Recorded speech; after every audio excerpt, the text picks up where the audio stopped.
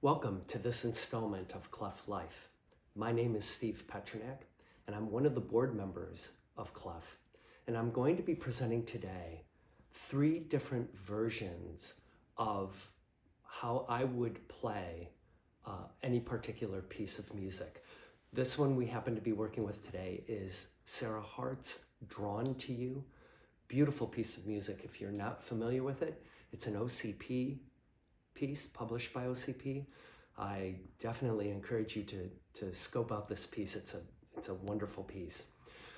So the goal today is for me to present to you 3 different ways of playing this piece. I will introduce, first of all, playing it as a solo accompanist, if I were working with a cantor or 2, what my approach to the piece would be.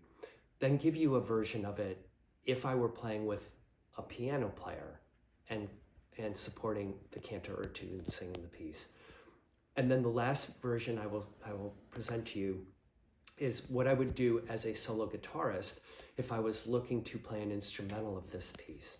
So let's start with, we're going to look at the refrain, and I'm going to play this if I were the only accompanist playing this piece of music for a cantor or a cantor team.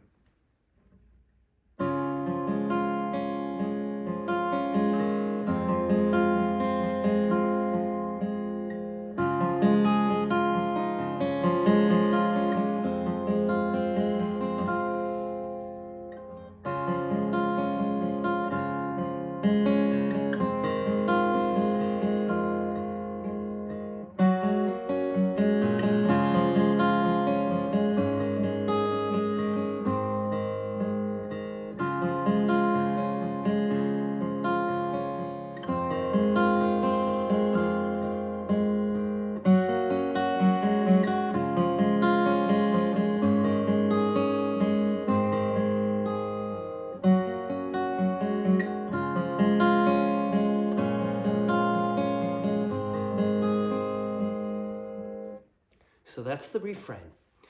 Notice that I was aware of a couple of different things while I was playing. Number one, because I'm the only instrumentalist, I can be much more free with how much I play. So at times I was even what I would call pretty busy in the playing that I was doing to support the voice. I was also making very sure that I was creating a really clear, good sense of pulse for the cantors as I was playing.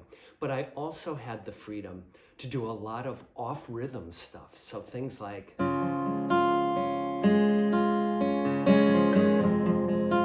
hear all those da-da-da-bum, ba-da-bum, bum, bum, all those off-rhythm things. I'm free to be able to do that because I'm the only instrumentalist playing. So I take more of a license to be more full in my playing when I'm accompanying as a solo guitarist. Now, if I'm playing with a piano while we're supporting these cantors, whole different story. I want to demonstrate for you, and we talk about this at our Clef events, where when you're playing with other instruments, you have to leave room for them. So if I'm playing with a piano player, I'm not going to play nearly as much as what I would play if I was playing by myself. However, what we haven't done a lot of is to just simply isolate the instrument and listen to how that instrument would play if a piano were playing. Now, I don't have a piano here today, but I can give you a sense of what my playing would be like, and I think you'll hear a really stark difference. So here's how I would approach this piece if we had a piano playing.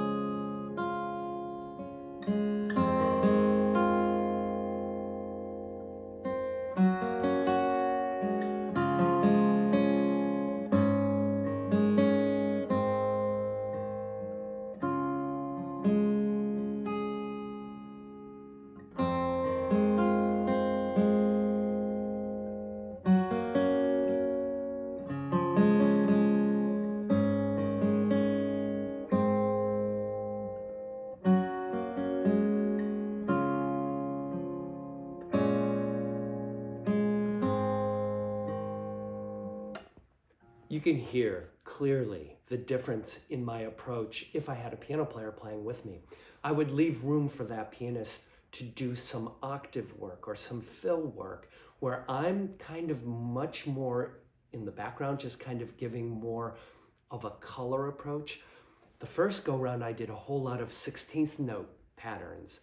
Here, I barely did any 16th note work. It was mostly either quarter note work or eighth note work, much pared back. So you can see the difference. I mean, it's a drastic difference. Both of them appropriate for what's going on in the liturgical music that we're playing. Now, if I'm going to do a version of this as a soloist, here's our third version. As a solo guitarist, and this is where the difficulty comes in doing this kind of work with a guitar. Guitar is much more difficult to carry a melody line while playing chords than other instruments. So the challenge becomes, how do I keep the melody line dominant while still playing an accompaniment behind it? So you're kind of taking the work of what a flute and an accompanying guitarist or violin and accompanying guitarist and putting them together and having the guitarist do both. So in order to do this, you must have a complete mastery of the melody line. The melody you're going to hear has to come through no matter what. And then the work of the harmonic structures, the chords, then need to kind of encompass that melody line or support that melody line. Let me give you an idea. So I'm just going to come in right where the melody starts.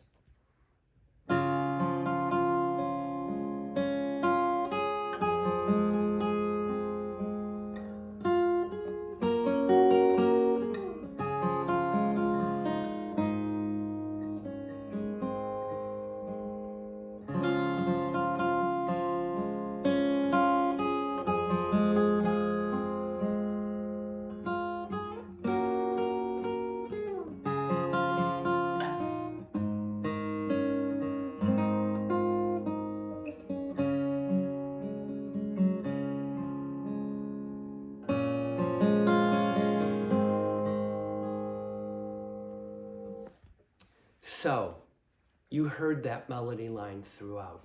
I was able to work that melody line in and pretty much honor every single chord change to support what was happening harmonically with the piece while that melody line was still present. Now I want to even show you what the verse would look like if I were a solo guitarist, because the verse even gives us, it's a little bit easier, and you'll hear really clearly that melody line sitting on top of the rest of the work. So here's what the verse would sound like. So I'm going to lead into it.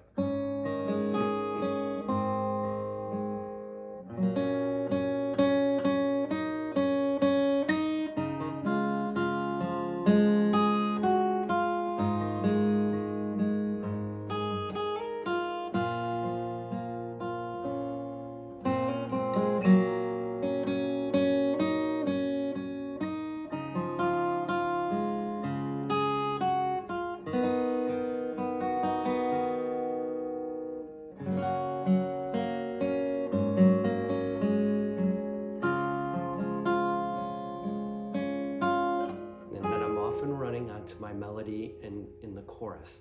So notice in the verse, on the first measure of the verse,